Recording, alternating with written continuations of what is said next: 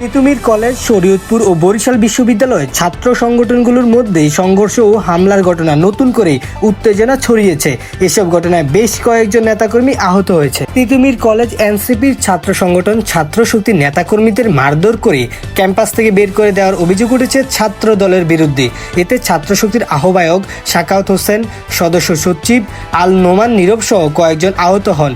অন্যদিকে শরীয়তপুর জেলা বৈষম্য বিরোধী ছাত্র আন্দোলনের আহ্বায়ক ইমরান আল নাজিরের উপর হামলার অভিযোগ করা হয়েছে। এই ঘটনায় সংগঠনের নেতারা দোষীদের বিচারের দাবি জানিয়েছেন। এদিকে বরিশাল বিশ্ববিদ্যালয়ের ছাত্রদল ও ছাত্র শিবিরের মধ্যে দফায় দফায় সংঘর্ষে অন্তত 10 জন আহত হয়েছে। ঘটনাগুলোকে কেন্দ্র করে সংশ্লিষ্ট এলাকাগুলোতে উত্তেজনা বিরাজ করছে।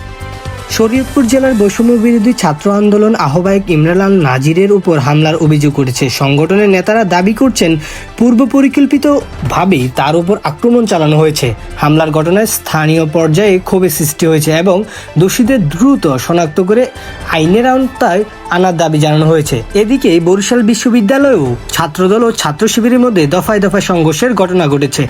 ক্যাম্পাসে আধিপত্য বিস্তারকে কেন্দ্র করে শুরু হওয়া উত্তেজনা পরে সংঘর্ষে রূপ নেয়। এতে উভয় পক্ষের অন্তত 10 জন আহত হন বলে বিভিন্ন সূত্রে জানা গেছে। আহতদের মধ্যে কয়েকজন বিশ্ববিদ্যালয় সংলগ্ন হাসপাতাল ও বরিশাল শের-ই-বাংলা মেডিকেল কলেজ হাসপাতালে চিকিৎসাধীন রয়েছে। পর্যবেক্ষকরা বলছেন, শিক্ষা প্রতিষ্ঠানে রাজনৈতিক সহিংসতা পুনরাবৃত্তি শিক্ষার স্বাভাবিক পরিবেশকে ব্যাহত করছে। তারা সংলাপ, সহনশীলতা ও আইনি নিরপেক্ষ প্রয়োগের মাধ্যমে পরিস্থিতি নিয়ন্ত্রণে আনার উপর গুরুত্ব আরোপ করছেন।